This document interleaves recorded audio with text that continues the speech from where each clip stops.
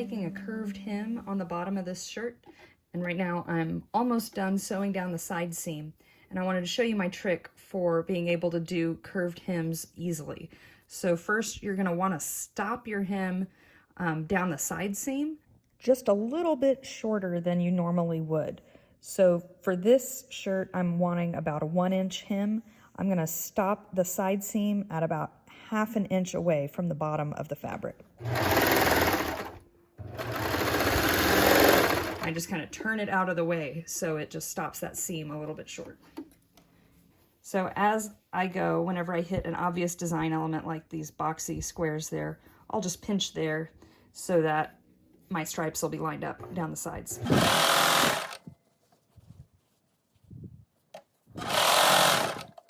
And then I'm going to stop my side seam short.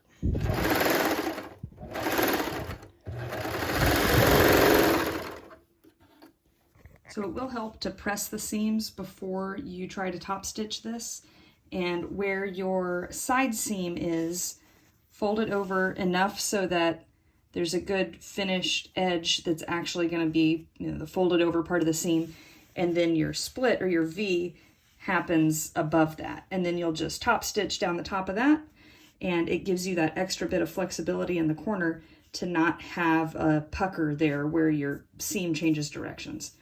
And then the trick to pressing this on a curved seam, because it's kind of hard to make a curve into a straight line, is to stretch it a little bit as you press.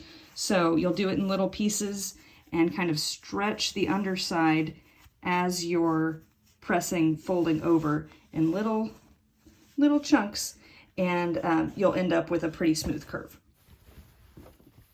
All right, so when it comes time to top stitch, I'm going to use my cover stitch, but this could work on a sewing machine too.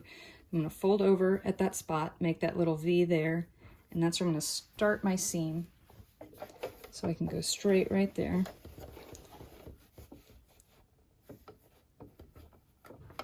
Making sure I catch both sides, and I'm feeling through the fabric here to make sure I'm catching both layers.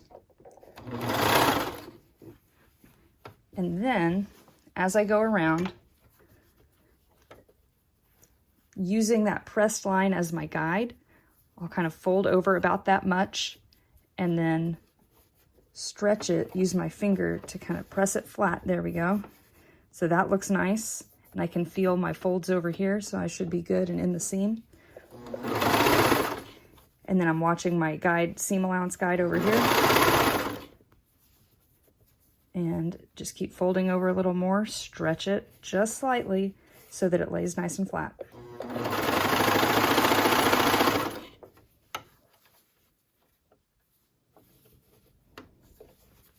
You shouldn't have any puckers in there. Because of this slight little bit of tension, it's going to get it nice and flat.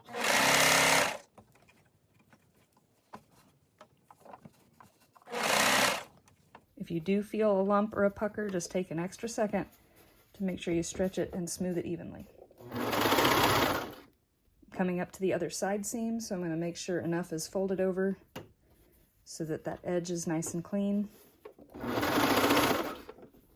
I may take my seam allowance a little bit closer to the fold, so instead of like 7/8 of an inch, I'm going to be closer to about 5/8 here, just as I cross the side seam, to make sure I really tack down those open edges well.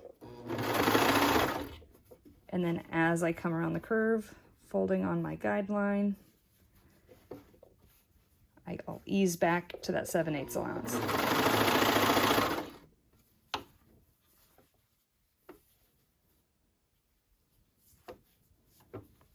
Stretch it slightly so it's smooth. Felt a little lump there, so I'm going to smooth that out and keep going.